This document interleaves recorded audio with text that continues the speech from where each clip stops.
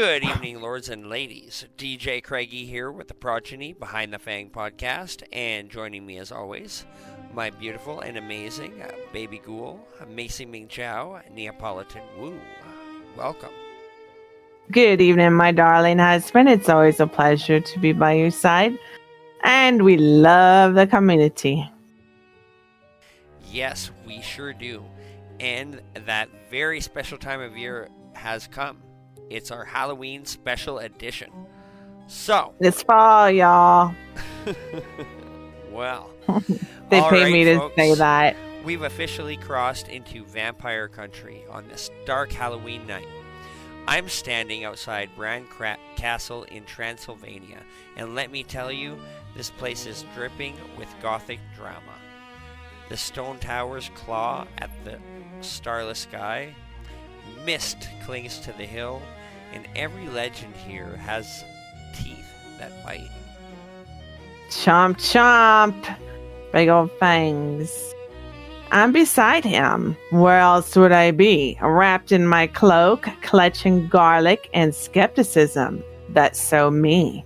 The air here is thick with myth. Bran Castle, often called Dracula's Castle, is perched like a sentinel on the edge of the Carpathian Mountains. But here's the twist, folks. Vlad the Impaler? Why, he never actually even lived here. What? I mean, huh?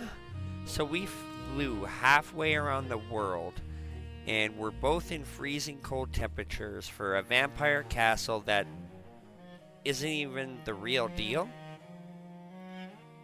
Well, not exactly. Bram Stoker never set foot in Romania, but he imagined a fortress just like this. Bran Castle checks all the boxes: towering spires, hidden passageways, creaky staircases, and even a gift shop stocked with vampire souvenirs. And you better buy me something from that gift shop before we leave here. Oh, you know I will, baby ghoul. That's on my something list. Something good, Daddy Ghoul. Something good. And pink. Yeah. And black. Pink and black. And you know, in the gift shop, I may or may not have sampled the blood red wine, of course. You know, for research. Oh, well, at least we ain't driving home, right? So, of course, for science. But let's talk history. Bran Castle was built in the 14th century to guard a mountain pass against the invasion of the invading Ottomans. Over the centuries, it's been a royal residence, a strategic fortress, and now an eerie museum of vampire lore for tourists just like you and I, Craig. Imagine that. Well,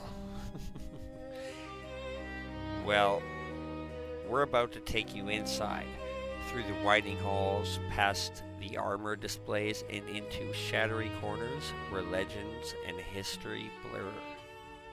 I'm afraid. I'm very afraid. So grab your garlic, sharpen those steaks, and follow us into the mist. This is Behind the Fang Progeny podcast. DJ Craigie and Ming Chow Neapolitan Woo, and we're entering the castle. We've been invited in. Dun dun dun. Dun dun dun.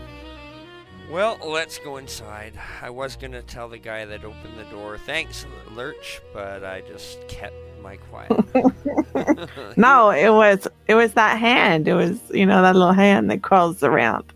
Oh, if it was Thing, we would have done the fist bump, but... Well, we're inside now. The stone walls are rather cold, like freezing to the touch. The air smells like dust and centuries of secrets. And my wife just found a hidden staircase behind a panel, it looks like. I'm not saying we're about to be cursed, but this feels like the start of a horror movie. And I always seem to say that to my wife. I'm feeling it. I really am. A B horror movie, of course. So it's narrow, it's winding, like it was called for someone who didn't want to be followed. These passages were used by soldiers, spies, maybe even Vlad himself. Okay, but Vlad the Impaler didn't actually live here, right? He probably, maybe, never even walked these halls. Why, you scared or something? Correct. He did not. But Well, you Bran never know. Castle, This might be our sire's home. it could be. It very well could be. And I noticed they don't lock the windows around here. So, yeah. But no. Bran Castle feels like Dracula's lair. Bram Stoker described a fortress perched high above a valley with a river far below. That blood river, right? Or he killed his wife. Now, Craig, you're not thinking about doing that to me. Is that why we're here? But Oh, never, Bran, my love. But we need to take a selfie. Oh, yes. Let's take a selfie while we're here. Bran fits that image perfectly, even if the connection is more legend than fact. And I'm just going to step away from this wall here. It's a tiny bit. Give Craig a little bit of space. Off alone. Well, the funny thing is, Vlad wasn't from Transylvania at all. He ruled in Wallachia to the south. But let's be honest, Transylvania just sounds a lot spookier, you know? A lot more dark and sinister. It does. Let's take a look at this gravestone. But the legend runs deep. Vlad III, also known as Vlad the Impaler, earned the nickname by, well, impaling his enemies. Thousands of them, in fact. He ruled with terror, and that fear became myth. Exactly. In 1897, Bram Stoker's novel Dracula took that dark history and gave it fangs, turning Vlad's brutality into vampiric immortality on the page.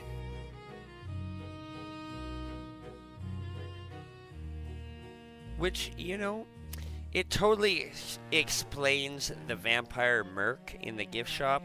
I saw garlic necklaces, glow-in-the-dark fake fangs, and even a plush bat named Vlad. Like, Oh, I want that. I want that. Don't worry, I got him. I got you.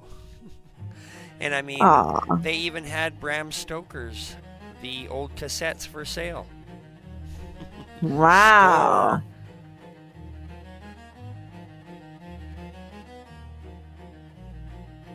Well, yes, tourism meets terror. That's us, folks. But the castle itself, it's stunning. Gothic archways, suits of medieval armor standing guard, and views from the towers that make you feel like you're watching over a haunted kingdom. The view is to die for. And the vibe, I gotta say, it's definitely eerie. I swear I heard something whispering when we were passing the old dungeon. I wasn't sure. Could have been a ghost, could have been a succubi, could have been a succubus. We'll never know. It was me. I was telling you to get me something from the gift shop.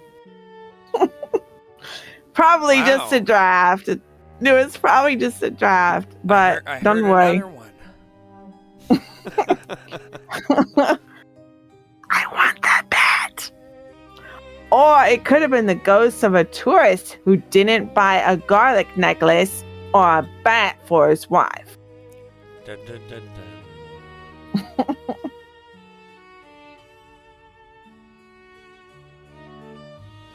Well, I don't know what to say. They should have bought that garlic necklace. Happy wife. Craig is speechless. That's the happy first. life. And if you don't, you'll end up in the unlife. I know, right? That's how Craig got there. You see, folks, always spring for the garlic. You never know who or what might be following you home.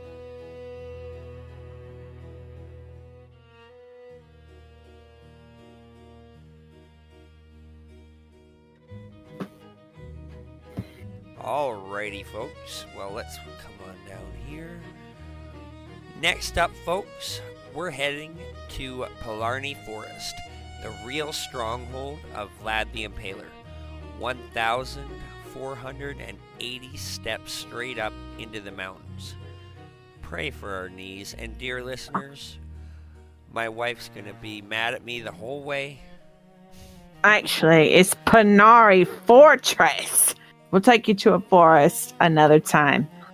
But bring your steaks, folks. And I got yours right here, Craig. Oh, good. Medium rare, just like I like it. No, woody. Very wooden, with splinters. Rotten wood. I know, I was just pretending I didn't hear you. That wasn't me. That was not me. There's that ghost again. I know, right? It's so creepy. It's been a real good time.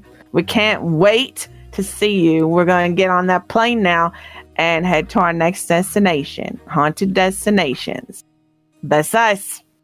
Well, ladies and gentlemen, DJ Craigie and my beautiful baby ghoul, my wife, Ming Chow, Neapolitan Wu, we want to thank you all for being here and joining us on this amazing edition of the Progeny Behind the Fang podcast.